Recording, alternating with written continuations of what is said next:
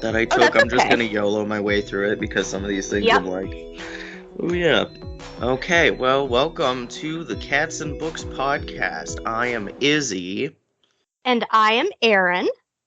and today we are talking about the second in the very long Throne of Glass series by Sarah J. Maas. Was Yes. that it? Yeah, okay. Mm-hmm. Uh-huh. And so our last episode was on the beginning of the saga. Maybe we should recap really quick for anyone who doesn't want spoilers. Go to a different podcast because this is Yep. only spoilers. We are talking about the book. So Aaron, how would you recap the first book? So the first book in this series was The Assassin's Blade. I would recap by just saying it gives us a good overview of Selena. Main character, Selena, Yes, the main blonde Selena. bitch, hot assassin, extraordinaire, angsty loner orphan, of course. Of course. Tries to find friends that won't die or betray her and continues to suffer. Mm-hmm. Okay, sorry for interrupting, Aaron. Oh, Continue. no, you're okay. And basically, as we follow her adventures in that first book that set up the world and set up her, we end the book by her actually getting captured and sent to a prison called in Dover because her boyfriend, at the end, for lack of a better term, dies Right. at the Childhood Yeah. coerced child in the assassin's ring. Sam Absolutely. has been Killed. killed because he was trying to assassin someone for a lot of money. He was trying to assassinate someone. Sorry, I leaned back again. And then he died because these people were like, "Bro, you're fucking around. What are you talking about?"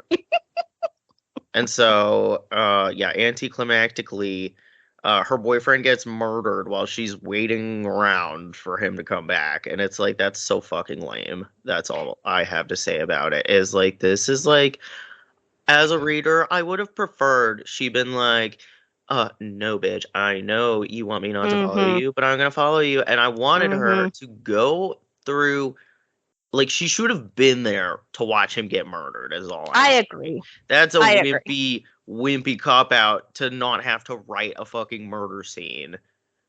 And I'm like, no, if I you're agree. dragging us through all of this, sorry about the tapping, I tapped my mic, oops. But if you're gonna drag us through all the, oh, my boyfriend's dead, the person I love, oh, and now I have the drama, blah, blah, like, no, I don't give a shit about this guy. Let me watch him get brutally murdered. You've brought us through enough.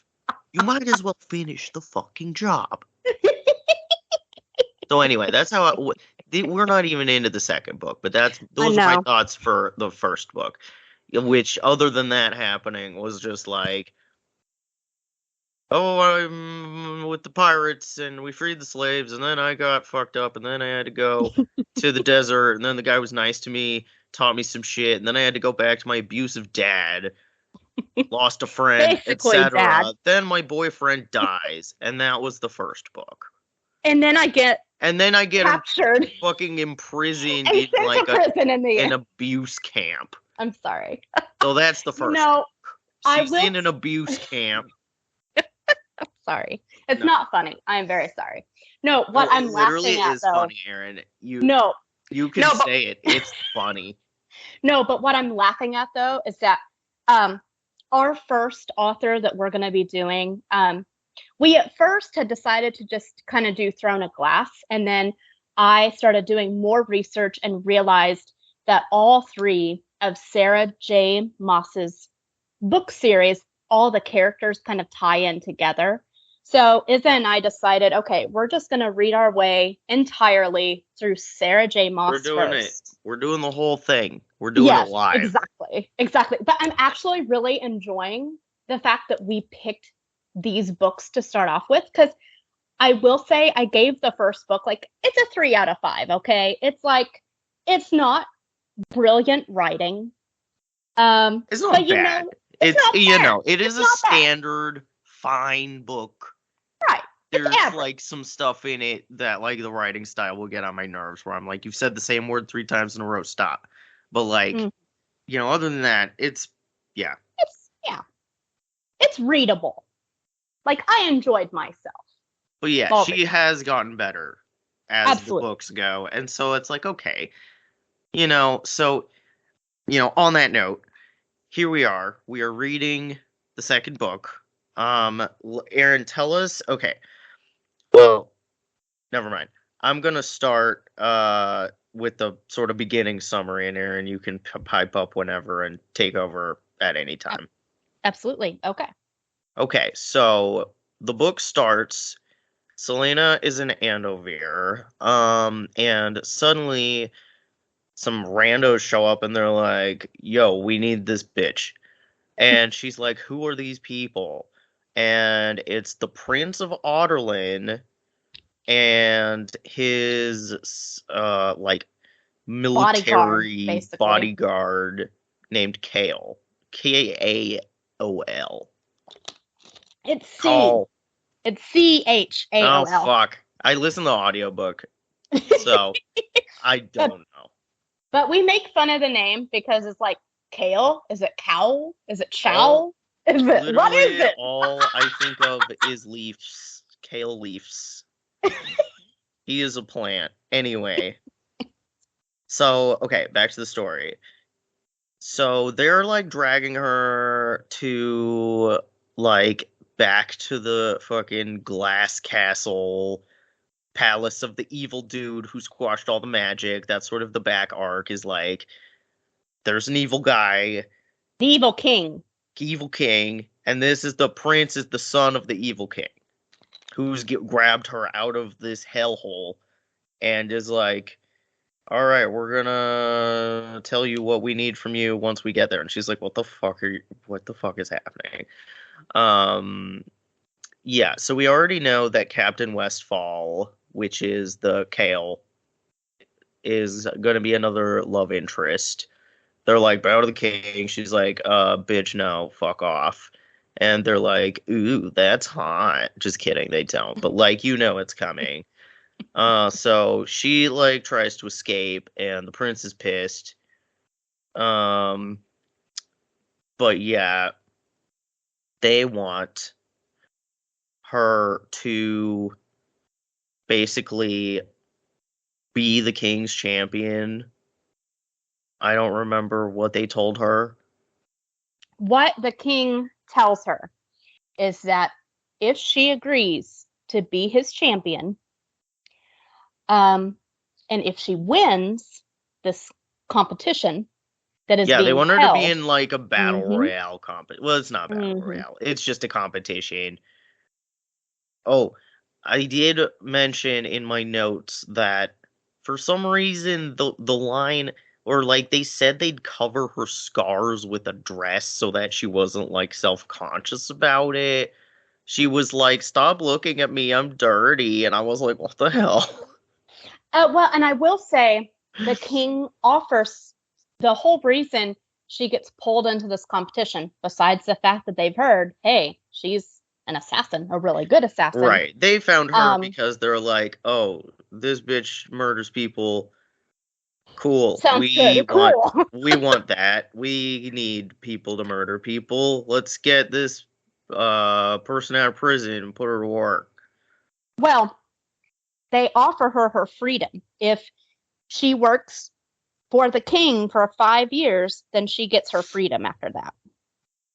Right. So Selena says, okay. And doesn't she learn that, like, the king was in cahoots with her, like, pimp daddy? Yes. Yeah, that's another thing that I forget which book it happens in. But yes. I did want to point out there's this really good quote that I wrote down at the beginning that I really loved. It's kind of random. Not anything to do with the competition, but I just love this quote. Libraries were full of ideas, perhaps the most dangerous and powerful of all weapons. I love that quote. She gets extra points for having something embroiderable. I could see that being like an embroidery on someone's wall with like Absolutely. book piles on either side, and it's like a cat lady lives there. Anyway, it's me. I'm the cat lady. I'm not even a lady.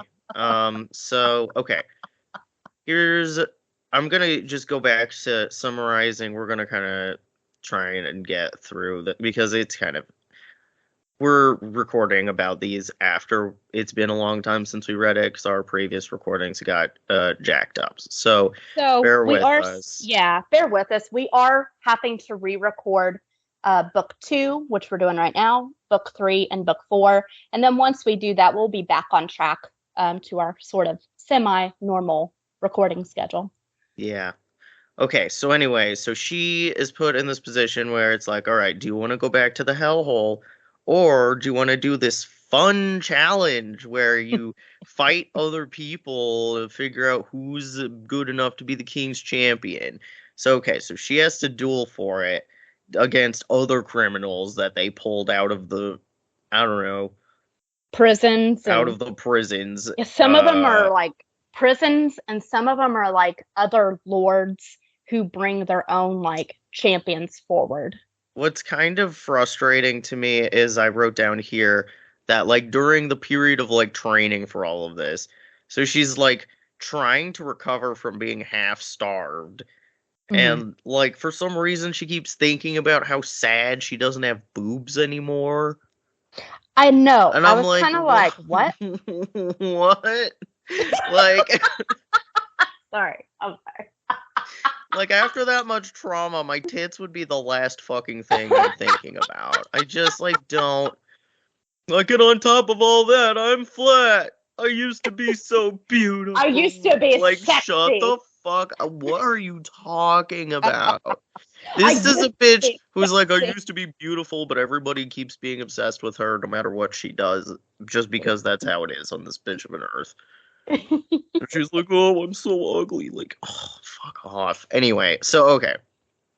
They're traveling still to the place wherever she's gonna be doing this challenge.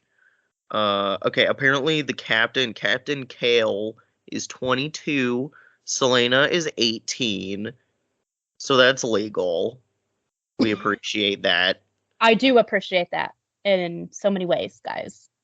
Yeah, so like she literally keeps trying to escape.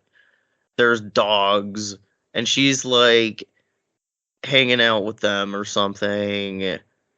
And then, oh yeah, and then there's like this piece of a scene where like she's in the fairyland and like wakes up and there's flowers and footprints around and she's like, "Oh shit, this is my house.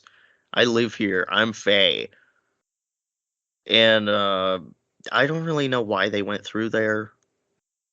I'm not sure either. The journey to the castle was it was very random. I will say that. It's kind of No, it just random does it, yeah, like without a map, events. I'm like, I don't know where any of this shit is in Hmm. your imaginary world. Like I didn't so I just didn't really care. I was like, okay, fine. Moving on. Um So they finally get to the capital city. They give her lots of pampering, like in Hunger Games, when finally, you know, everybody's making her look hot and they're obsessed with how hot she is. Constantly, she's like, wow, everybody's looking at me. Oh my God, I'm so hot. Wow. Luxury. Look at all these delicious chocolates I can eat now. And it's like, okay, cool, fine. Happy for you.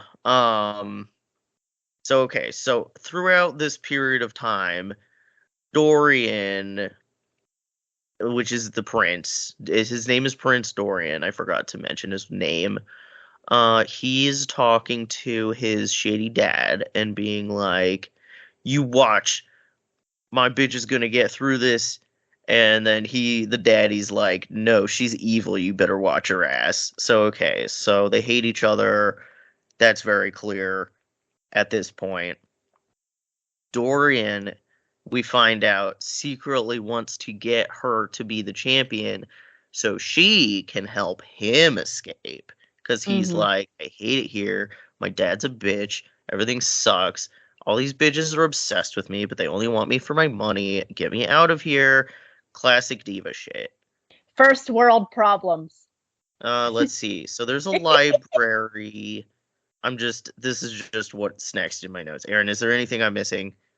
I will say, one of the main characters that is introduced, that's kind of important to the plot overall in these books, and for future events, is introduced at the castle, and her name is Princess Nehemia, and she is brought in kind of as a delegate for her own people, but also to watch the competition and be part of kind of the competition events and dinners and things like that. I don't even think I've gotten to Nehemia yet, like in my notes. Oops. It's okay. It's okay. Nehemia is important and she will come up. All right. So next we're in a library. Dorian says, like, okay, Selena, you can read. That's cool. And I said, so that's something they're going to fall in love. Obviously, it's going to be stupid. And I was right. So anyway, and then Kale said she looked pretty and she's having a panic attack.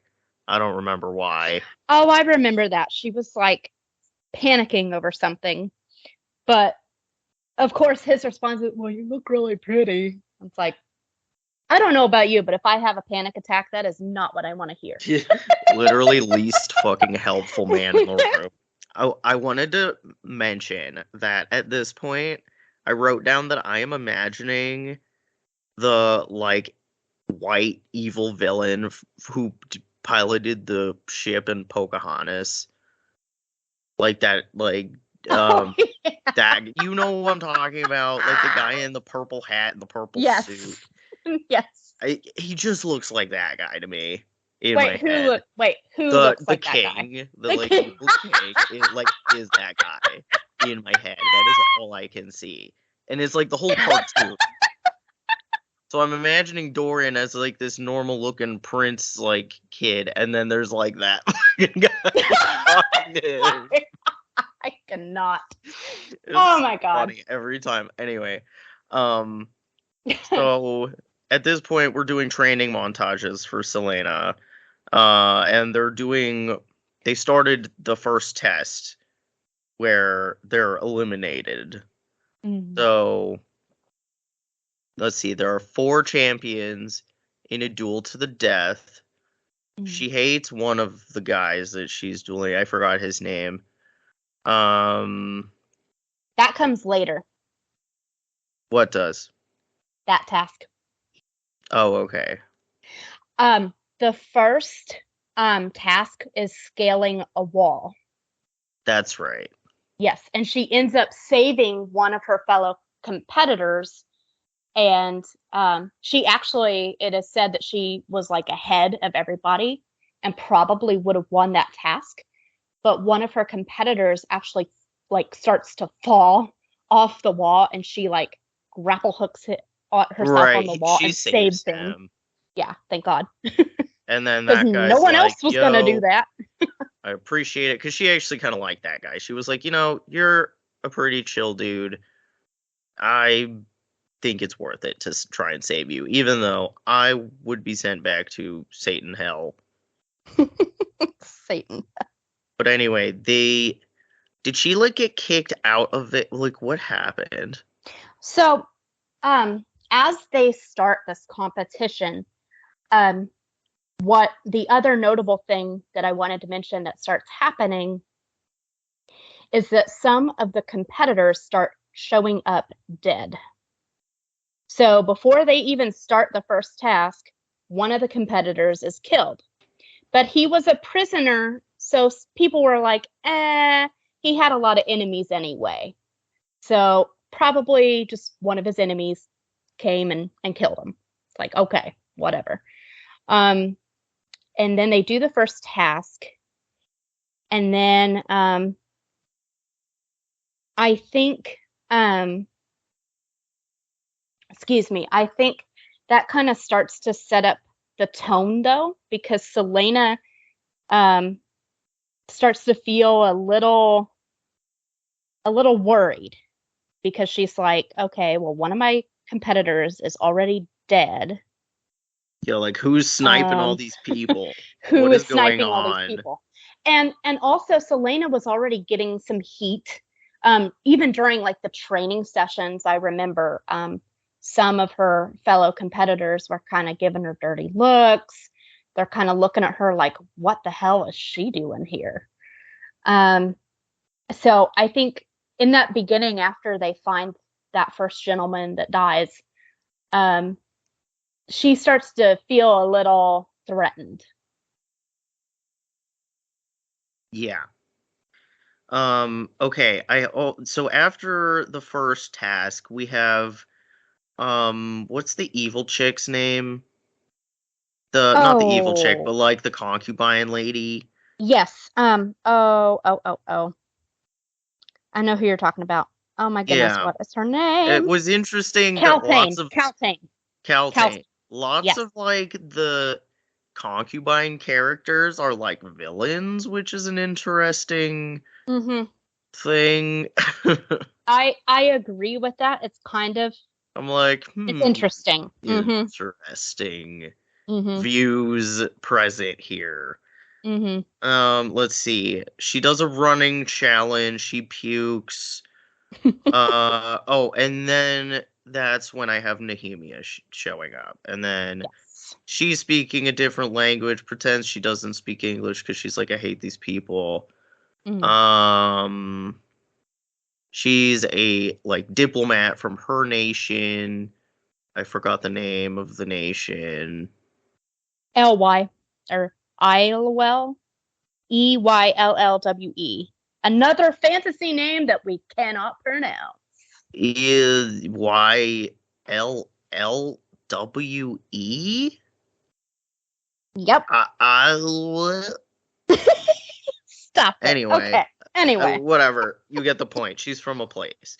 Um, so she hates Kane, which was the guy who is one of the contestants, and he's like an evil bitch, obviously. And of course, he's Um, big and bulky and scary looking. I wanted to point out another scene that kind of happens, I believe, kind of midway through the book. Another character who is kind of important to the plot of the overall series as well. So Lena kind of has these dreams and mhm. also has these sort of visions and things like that. And she has this dream scene down in the tomb that takes place down in the tombs under the castle, where Queen Elena is held, and Queen Elena is like the last Fae queen before fairies and Fae went what we believe is extinct, basically, is what you're told, that they're extinct, that magic is gone forever out of the land because of this king. So Yeah. anyway, Queen Elena is very supportive of Selena and says, look, you're destined for great things. You are destined to help this world. You're destined to be in this competition, and I'm going to help you. So she's kind of Selena's sort of, I guess, fairy godmother, basically. I wrote just because I'm trying to read through my notes about like some of the other challenges, Mm. and like Knox is some good guy who I think that's the one she saved, and he's like helping Yes. her with a bunch of shit. So okay, so that ends up paying off. A couple of murders happen too. Yeah, Like, more people get killed. mhm. There's like a thief that gets killed, and it's like a really gruesome description. Like he's half eaten, and it's like gross. And then the fourth murder I kind of wanted to bring up, because you know how you were talking about how there's like a competitor that's kind of saying sort of harassing things to her. Besides Kane, the other one, his name was Varen, and it happens not long Other after. baddie. Another baddie, Baddie exactly. NPC number 2. Exactly. And there's like a task that happens between, all the competitors, but he says some really harassing things to Selena. And then not long after that task, he is murdered. And it's like gory, it's brutal. And then it Wait, is who said is that murdered? The Varian guy? Varen, the guy Yeah, that was being or Varian. harassing. Yeah. Yeah. So, and it's like a brutal attack. There's claw marks on the body. So that's kind of what makes you think, okay, this isn't like a competitor killing someone. This is like a creature that's loose in the castle somewhere. What the heck is this? Right. So that's kind of happening on the DL while Selena's trying to like get through these challenges. I was at the point, so in my notes, I'm at the part where she starts realizing that Nox is like using weird mind control shit on her. Mm-hmm. Are we missing anything important up until that point? There is one other thing that you are missing. Before we get to that point, there's two things I want to bring up.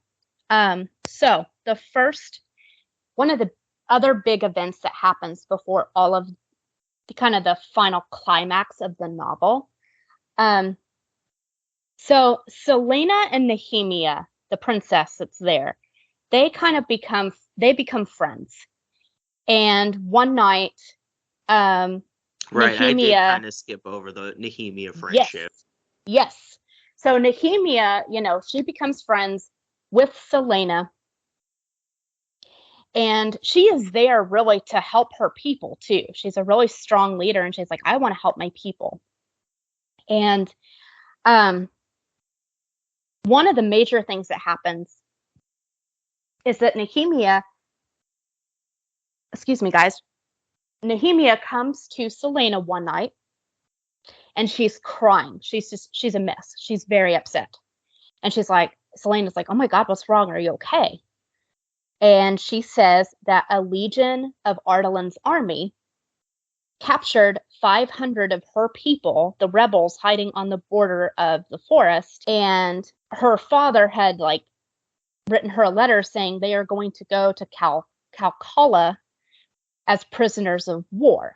Mm. So, and Calcala was another prisoner camp. So basically, where basically another camp like Selena was in. Yeah. And then Nehemia says some of the rebels, they tried to escape on the journey to the prison camp. And as they escaped, all the soldiers killed all of her people, all of the 500 rebels, even the children. So she's, obviously she's a mess. She's crying, she's upset, she's angry that she is in the same, like she's in the castle with the king who has ordered her people to die.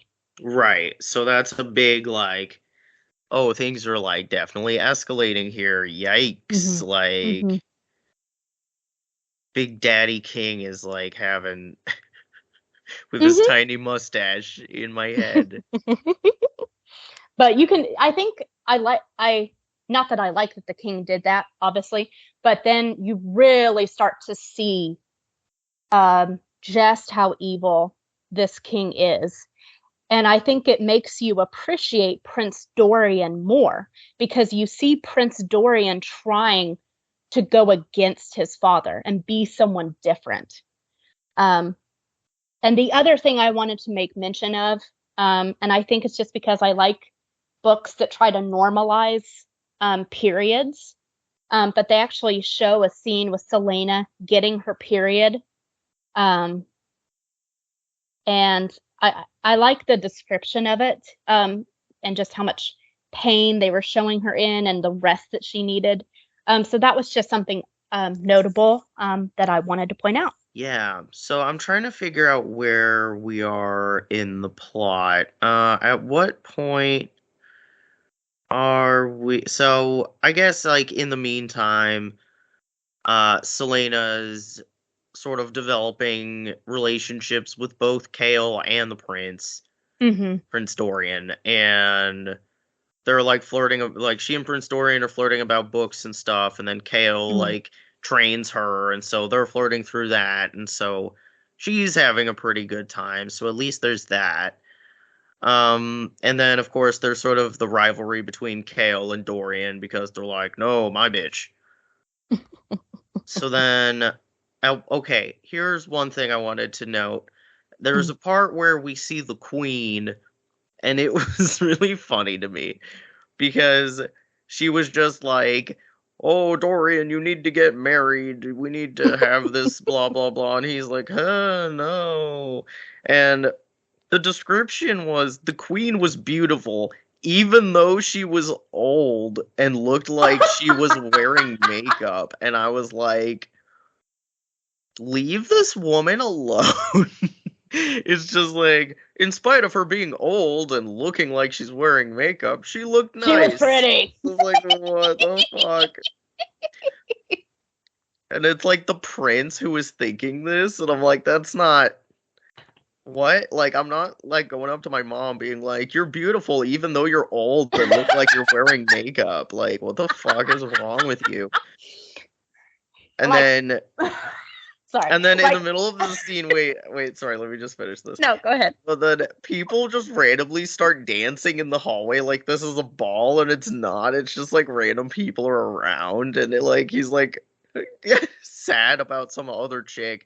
Like Dorian is sad about some other chick who married someone else who's ugly. Like there's lots of unfinished thoughts in this scene. And he leaves because his mom gives him a list of bitches she wants him to talk to.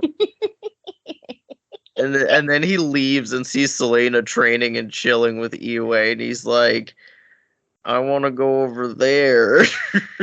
Wait, with who? With like Selena and the princess. With Nehemia. Who did I say? You said... Iwe, the princess Iwe. Oops, that's the language. That's the place where she's from. These fucking fantasy words. I can't handle this shit. Okay, wait. I have vowels. Like, I don't know. I have a funny thing that I said in our previously recorded podcast, but I'm going to say it again because it's funny. So I saw a post online that said, how do you come up with a fantasy name? And it said you stick a bunch of marshmallows in your mouth and talk. Yep. It's hilarious, though. I'm so glad that you enjoy that so much.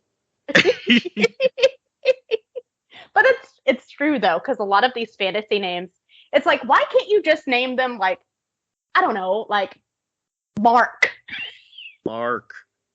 Not something... I will say, the one thing that I have a peeve about... My fantasy character, Jack.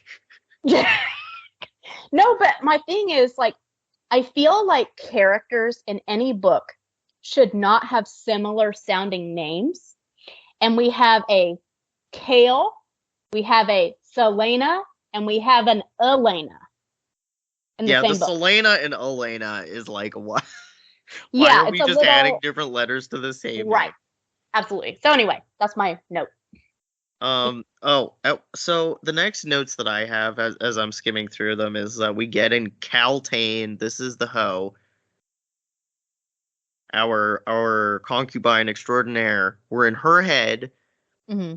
She's fancy, and then there's this dude that shows up, Duke Parrington, who's ye oldie scumbag, and he's like, I am lusty at you, and she's like, ew, but she's also like, but he has money, so okay. So she like goes with him, and she's like, we're not gonna bang or anything, just so you know, but you can give me money, which honestly, work, bitch, that's true.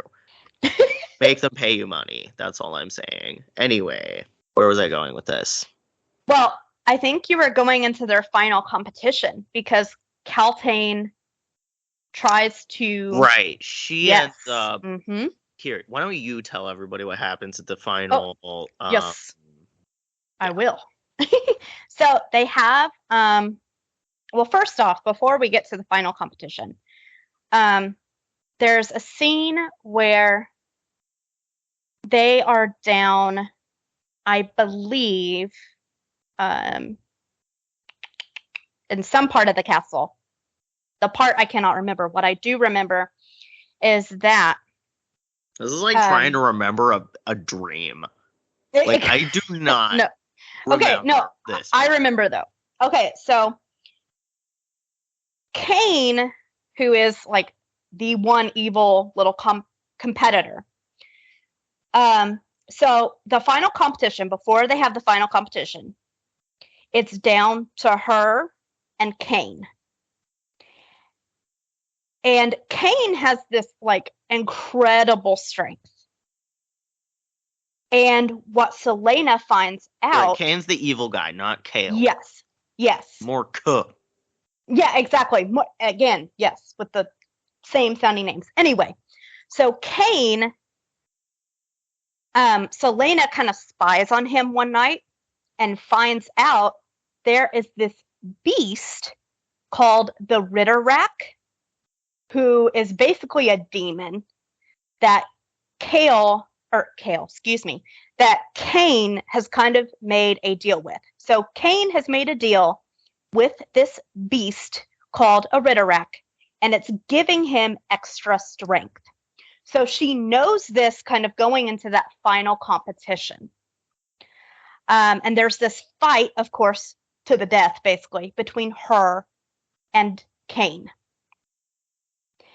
And as she is fighting, they are given, like before the fighting starts, Kaltain kind of says, "Here, competitors, come and drink some wine." Like the king is like, "Come and drink some wine to fortify yourself before this battle happens." Of course. Yes.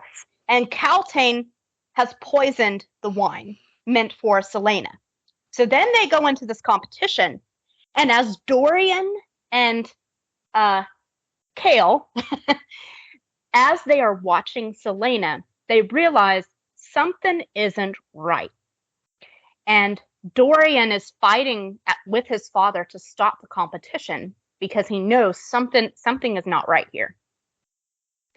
And the Fae Queen, Elena, saves her by kind of coming in, fighting the Ritterrack. It's kind of like on I don't want to say another plane, but it's almost like Queen Elena comes in and there's all these dark creatures that are being controlled by Cain. There's the Ritterrack, but then there's all these other kind of mini demons, and they're all kind Selena's of, like in like, you know, in Lord of the Rings where there's that like hell mode that whenever you put the ring on and everything's like weird, and it was like that where it was she's kind of like, similar, like, I'm in the middle zone. What is this world? And you see all these fucking dark demon things coming at you, and you're like, this isn't good.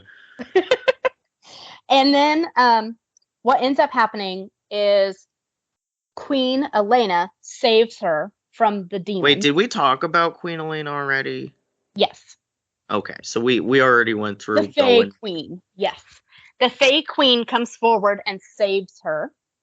And then Kale comes down and he kills Cain. As Selena's in this other world, he comes down to kill Cain because he knows something isn't right here.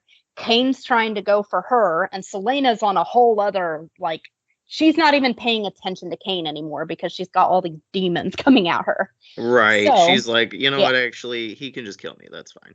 Exactly. And then, so, Kale kills Cain. He comes out of the stands and kills him. Kale kills Cain. Exactly. And then the king declares Selena the winner. Because her man just like straight up murdered this other guy with no real evidence that like it was him doing it. I mean, he had a feeling it was him doing it, but like in a court of law, that shit doesn't hold up. Yeah.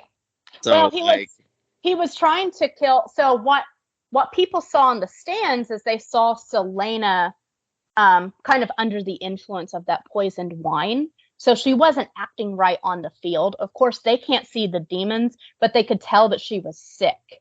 And why he killed him is that Cain was trying to go after her kind of at obviously an unfair advantage. So people were not taking that well, which I don't blame them because. Well, because was it a battle to the death, like, or was it not supposed to be? It was a battle to the death. I will say, so basically to wrap up, the final sort of thing that happens is Celaena wins. She tells the prince, hey, I don't want to be in a relationship really with either of you. I kind of just want to focus on doing my work for the king, getting my 5 years in, and then she earns her freedom. So that's where she's at the end of the book. She's thinking, okay. Did they ever make out? Did she make out with either of them in this whole book? I don't believe in this book, but tune in next time. But anyway. Yeah. Oh, wait, we forgot to mention that they threw Caltaine under the bus like rough. Oh, yeah, they did. At the end of it. Yes, absolutely. They did. They kind of threw her. Barrington, even though it was like his idea to do it, he was like, she was the one that did it. So, of course, that bitch gets imprisoned. And because Kale is necessary, like, no consequences happen, even though he just, like, straight up killed a dude. Yeah, they were like, oh, good, you killed him. No one liked him anyway. What would you say your rating for this book is out of 5? I'd give it a 4. Like, it was a solid story. Mm-hmm. I'd give it a 4. Stuff was happening. It was a complicated plot. There was probably some unnecessary things that happened, but I mean, I liked having, like, some subplot to pay attention to. I agree. I would give it I'd give it a 4 out of 5 too. Yeah. And I wanted to, before we end, and kind of do our tune in next time, I wanted to just read, I don't know if any of you are on Goodreads or not, but I'm going to read some of the reviews, that I have here. I want to say on Goodreads here, another author who writes really good series, Rick Riordan. He gave this book a 5 out of 5. There is a girl on here named Kaz, or Little Book Owl. She rated it a 3 out of 5. Wait, Aaron, we need to read the review, not the nobody cares about the stars. Well, the reason she gave it, she says, okay, I will read what it says. I apologize, Rick Riordan's, I loved the review, but it was a really long review. So this one's a little bit shorter. Yeah, don't read a really long review. I want to read a bad review though. Okay, I'll read this one and I'll read one bad review. Okay. So this girl gives it a 3 out of 5 and says 3.5 to 4 stars. Mid. Right, mid. She says, I can't decide just yet. I decided to reread this book as I am about to continue on with the series, finally. I did really enjoy this the second time around, but found myself a little more critical of a few things. I will be doing a full video review of this sometime soon, so look forward to more of my thoughts then. So that was a pretty good, that's a pretty solid review. Let me find say anything. Well, let me find She was one. like, I was more critical of it, and then didn't say anything about it. It was like, come to my video. Aaron, you gotta vet these better. Come on. All right. Let me find one that is like, I hate this. Okay, not hate this, but... Yeah, no, I want the negative reviews. Give me the fucking dirt. All right. So, there's this reviewer on Goodreads named Lisa of Troy. She rated it 1 star, and let me tell you why. A female version of Gaston from Beauty and the Beast. Okay. Wait. Here we go. Throne of Glass is my first Sarah J. Maas novel, and I don't understand the hype. Warning, extremely sarcastic book review coming up. Okay, so here we go. So here for this. Here we go. Celaena Sardothien is the world's most famous assassin. However, she has been captured and is doing hard labor in a mine. Today is her lucky day, though. The kind and absolutely dashing Prince Dorian arrives to save the day.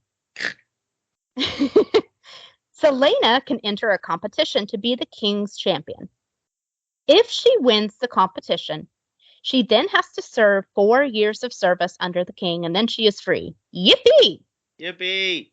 The concepts in this book sound right up my alley. Female characters? Yes.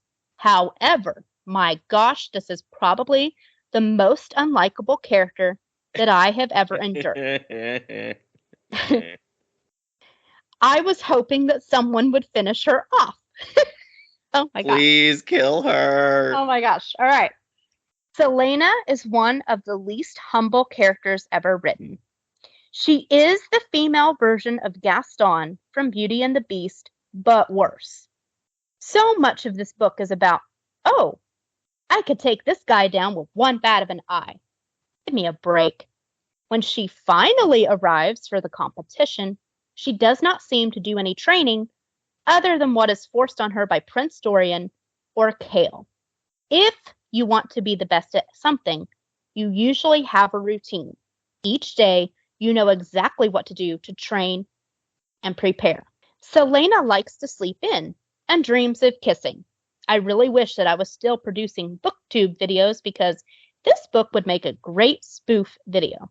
I will just have to do my best to state the over-exaggerated nature of Selena.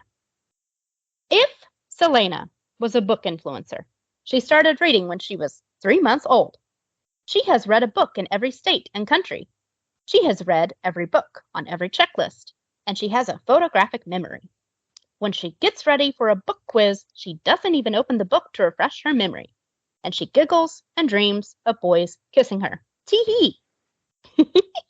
Tee-hee! Tee-hee!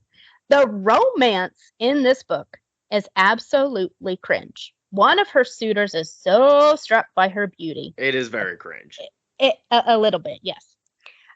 Apparently, Selena should have a Goodreads account because nearly every day she could have the opportunity to receive creepy, hey beautiful messages from fake accounts. This would make her swoon. Although someone can compliment a person on his or her beauty, so what? Beauty is primarily about winning the genetic lottery. If you want to really compliment a person, yeah, exactly. If you want to really compliment a person, say something about their work ethic, their kind and gentle nature, their thirst for knowledge, their passion to change the world. Throwing a glass is so boring. The King's Champion has various stages to the competition. Because of the writing style, the suspense did not build. There is a stage of the competition, and it's described in a paragraph or one page. And then people die in this book. However, our world-famous assassin Selena does very little about it.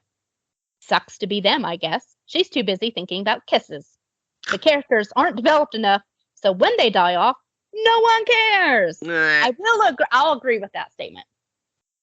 All right. Yeah, I was like, whoop, well, bye. Bye. This book completely lacks the strong female characters that I love. This is a lovesick assassin who doesn't really show her full capabilities. It is really hard to take her seriously when she spends more time pouting about festivals and dreaming of kisses than preparing to win the championship. Also, I don't know that she really dreamt about kisses. She was like, I want to go to the party. I want to go to the party. I want to dance. Okay. We got a couple more paragraphs. Hold that thought. Okay. Also, anyone who has less than perfect skin is, quote, bad in this book. I have a real problem with this. I agree. Beauty is only skin deep, and I would rather have a partnership with someone with bad skin and has a bit of sense than someone who is, quote, gorgeous and can't hold up their end of conversation, but personal preference. Overall, the concept of a strong female assassin in a slightly fantasy setting sounds appealing. However, Sarah J. Maas did not execute it properly in Throne of Glass. If you want a really strong female character in a fantasy setting, I highly suggest The Golden Compass or Northern Lights by Philip Pullman. Lyra beats Selena every single day of the week. So, I would like to read those. Finally, some good fucking food. I will say one thing I think we have to continue to remember when we're reading kind of Sarah J. Maas's first books is that she was like 16 when she started writing some of these. So I think that kind of reflects the writing and kind of the cringeness. And wanting a boy kisses and being like, I'm so beautiful, everybody loves me. Right. It's because you're fucking 18 years old. Right. So anyway, so that was a good and a bad review. That was fun. I liked it. Thank you everyone for joining us on the Cats and Books podcast. So anyway, stay tuned. Thank you for joining us, and we will talk to you soon. Bye-bye. Bye.